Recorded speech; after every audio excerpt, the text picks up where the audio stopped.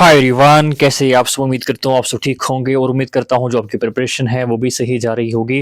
तो हमने कल एक सीरीज स्टार्ट करी थी जिसमें हम मॉक टेस्ट यहाँ पे आपके लिए ला रहे हैं। जो जेके हाई कोर्ट का जो आपका जूनियर असिस्टेंट का एग्जाम है या जितने भी बाकी सारे पोस्टर्स है उनके लिए हम मॉक टेस्ट लाए हैं। कल हमने पहला मॉक टेस्ट लाया था इंग्लिश के लिए। आज हम जो सेकंड मॉक टेस्ट ला रहे हैं ये बिल्कुल एक स्पेशल मॉक टेस्ट होगा जो भी आपका जॉब या कोर्ट रिलेटेड जो अवेयरनेस एक पोर्शन है उसमें, जिसमें कि आपको 10 क्वेश्चन आने हैं, 10 मार्क्स है उसके। तो यहाँ पे हम टॉप 10 एमसीक्यूज ला रहे हैं जो कॉमन टर्मिनोलॉजीज होते हैं कोर्ट रिलेटेड, वो हम इन 10 एमसीक्यूज के जरिए जानेंगे। ठीक है। और वीडियो अगर आपको पसंद आता है तो अपने दोस्तों के साथ भी इसको शेयर कर सकते हैं, और अगर आप चैनल पे नए हैं तो चैनल को भी आप सब्सक्राइब कर सकते हैं। ठीक है। और जो आपका स्कोर बन रहा है वो आप नीचे कमेंट सेक्शन में बताइएगा। वीडियो स्टार्ट करने से पहले आपको बता दूं कि हमने फ्री सब इंस्पेक्टर का एक कोर्स लॉन्च किया है इसी यूट्यूब चैनल पे, जहां पे आपको कोई भी फीस पे करने की ज़रूरत नहीं है। जो भी हम कंटेंट आपको प्रोवाइड करेंगे फ्री ऑफ कॉस्ट करेंगे। जो आपको फैकल्टी यहाँ पे पढ़ा रही है, एसएससी फैकल्टी पढ़ा रही है, और मंडे से जो भी आप सब्जेक्ट पेंडिंग है उन सब की क्लासेस मंडे से स्टार्ट होने जा रही हैं। ठीक है।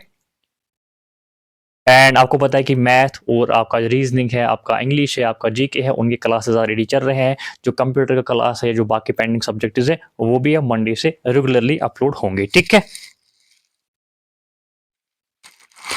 तो चलिए स्टार्ट करते हैं। आपका पहला सवाल है, which of the following is a commonly used term in court communication. इनमें से कौन सी ऐसी टर्म है जो कोर्ट कम्युनिकेशन में यूज होती है? एफिडेविट, इनवॉइस, लेजर या बैलेंस शीट? बताइए। काफी आसान सवाल है। आपको पता है कि ये जितने भी ये तीन ऑप्शन है ये सारे की सारे किस में यूज होते हैं? बताओ। ये सारे के सारे आपके अकाउंटेंसी में यूज होते हैं।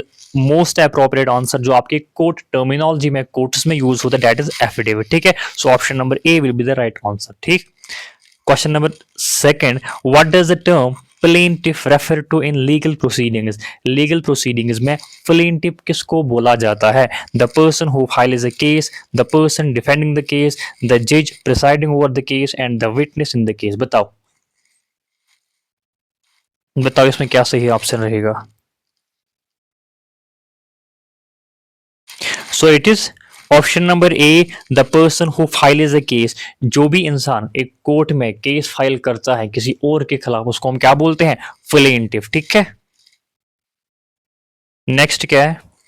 What is the purpose of summons in legal terminology. Legal terminology में समन्स का मतलब क्या होता है? To announce a court holiday, to compel a person to appear in court, to finalise a court decision, to record witness statements. बताइए। Summons का मतलब क्या होता है? समन्स का मतलब होता है जब भी आप किसी को कोई नोटिस, कोई कोर्ट जो है एक नोटिस जारी करता है उस किसी बंदे के खिलाफ, और उससे ये बोला जाता है कि आप जो कोर्ट में अफियर हो जाएंगे। ठीक है। So the option B, option number A, to announce a court, sorry it is option number B, it is option number B, to compel a person to appear in court. ठीक है। Next क्या है? What does the term writ refer to. Writ का मतलब क्या है? A legal document issued by a court, a summary of a court judgment, a financial record, a witness testimony। बताइए। सो it is option number A, a legal document issued by a court। जब कोई court कोई document issue कर रहा है, कोई order issue कर रहा है, किसी को बोला जाता है कि आप इस काम को नहीं कर सकते, या कोई भी ऐसा ऑर्डर, कोई भी ऐसी कमांड जो कोर्ट ऑर्डर करता है उसको हम क्या बोलते हैं? रिट बोलते हैं। Next, what is the meaning of jurisdiction. Jurisdiction का मतलब क्या है कोर्ट टर्मिनोलॉजी में? The power of a court to hear a case, the legal representation of a defendant, the final decision in a case, the process of filing an appeal. बताओ। So it is option number A, option number A, the power of a court to hear a case. मतलब कि एक court का एक अधिकार होता है किसी केस को सुनने का, हियर करने का। ठीक है। जैसे कि हम बोलते हैं कि ये डिस्ट्रिक्ट कोर्ट की जुरिडिक्शन में आता है, मतलब कि इस केस को हमारा डिस्ट्रिक्ट कोर्ट सुन सकता है, या हम बोलते हैं कि एक हाई कोर्ट का जुरिडिक्शन है कि इस मतलब कि इस कोर्ट को सिर्फ हाई कोर्ट सुन सकता है। तो जुरिडिक्शन का मतलब होता है एक कोर्ट की अथॉरिटी कोई भी केस सुनने की। ठीक है। नेक्स्ट क्या है? Which term is use for a formal written statement by witness. Deposition, indictment, allegation या मेमोरेंडम। बताइए। मतलब कि एक विटनेस जो होता है, एक जो गवाह होता है, जब वो फॉर्मली कोई स्टेटमेंट देता है, रिटन स्टेटमेंट देता है, उसको हम क्या बोलते हैं? सो it is called option number A deposition. Deposition का मतलब होता है जब भी कोई विटनेस, कोई गवाह रिटन में कोई स्टेटमेंट देता है, उसको हम क्या बोलते हैं? डिपोजिशन। नेक्स्ट क्या है? What is the purpose of a bail in legal terms? Bail का मतलब क्या होता है? To release an accused person until their trial, to cancel a court hearing, to file a new case, to transfer a case to another court. बताओ। Bail का मतलब होता है जमानत, और जमानत का मतलब होता है जब आप किसी भी इंसान को छूटता है आर्जी तौर पे। आर्जी तौर का मतलब होता है अनटिल देयर ट्रायल, मतलब कि उनकी ट्रायल चल रही होती है लेकिन तब भी उसको रिलीज किया जाता है, उसी को हम बोलते हैं बेल, कि वो बेल पे छोड़ गया है। तो release an accused person until their trial. ठीक है जी। नेक्स्ट क्या है? What does the term contempt of court mean? Contempt of court का मतलब क्या है?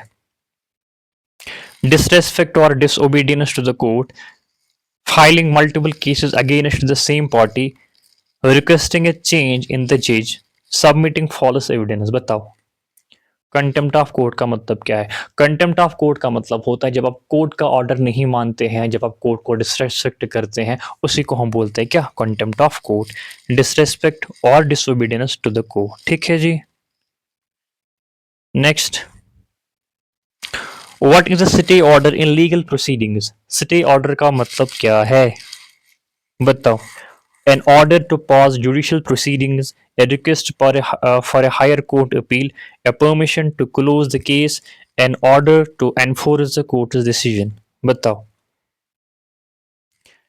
स्टे ऑर्डर का मतलब होता है कोई भी ऐसा ऑर्डर जो कोई भी केस ऐसा चल रहा है, कोई प्रोसीडिंग चल रही है और उसके खिलाफ स्टे ऑर्डर आता है, उसका मतलब यह है कि उस प्रोसीडिंग्स को स्टॉप किया जा रहा है, पॉज किया जा रहा है, जब तक कि कोई फाइनल फैसला, कोई फाइनल जजमेंट ना आए। ठीक है। So option number A will be the right answer, an order to pause judicial proceedings, और उसी को हम क्या बोलते हैं? stay order। Next, what does cross examination involve? Cross examination का मतलब क्या है?